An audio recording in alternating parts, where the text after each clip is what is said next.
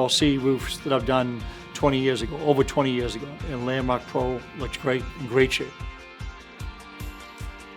So what gives me the greatest sense of pride as far as running my business would be putting on a good product, which is Pro. We use Pro every day. In my opinion, Landmark Pro is a better shingle for not that much more money. It's thicker, and it's gonna last longer. The biggest thing walking on it, you could tell the granules weren't moving. It was much sturdier, stronger shingle.